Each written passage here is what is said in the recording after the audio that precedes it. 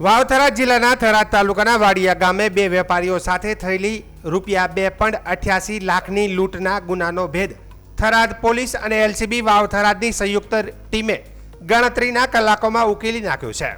પોલીસે આ ગુનામાં સંડોવાયેલા 4 આરોપીઓને ઝડપી પાડી લૂંટમાં ગયેલી રોકડ રકમ, મોબાઈલ ફોન અને મોટરસાયકલ સહિત કુલ ₹3.58 લાખનો મુદ્દામાલ કબજે કર્યો છે।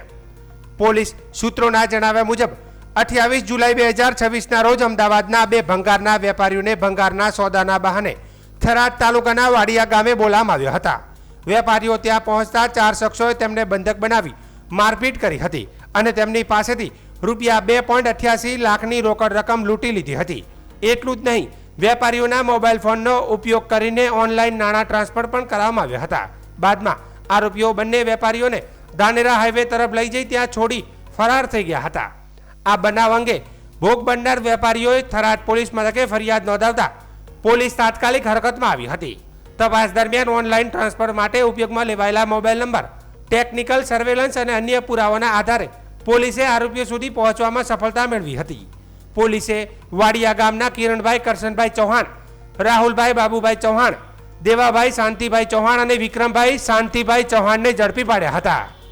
પૂછપરછ દરમિયાન આરોપીઓએ ગુનો કબૂલ્યો હોવાનું પણ જાણવા મળ્યું છે। આરોપીઓ પાસેથી લૂંટમાં ગયેલા ₹2.88 લાખની રોકડ રકમ, ગુનામાં વપરાયેલા 2 મોબાઈલ ફોન તથા 1 સ્પ્લેન્ડર મોટરસાયકલ સહિત કુલ ₹3.58 લાખનો મુદ્દામાલ જપ્ત કરવામાં આવ્યો છે। હાલમાં ચારેય આરોપીઓની અટકાયત કરી વધુ કાયદેસરની કાર્યવાહી હાથ ધરવામાં આવી રહી છે। થરાદ પોલીસ અને એલસીબી વાવથરાદની ઝડપી અને અસરકારક કામગીરીને કારણે ગંભીર લૂંટના ગુનાનો ટૂંકા સમયમાં ભેદ ઉકેલાતા વેપારી વર્ગમાં રાહતની લાગણી જોવા મળી રહી છે।